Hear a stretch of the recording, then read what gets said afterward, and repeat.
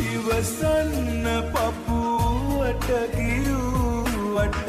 දැස් ඉවසන්න තමා තෝරේ ගලනා කඳුළු අතරේ ආදරේ දියවී ගියා ආදරේ දියවී ගියා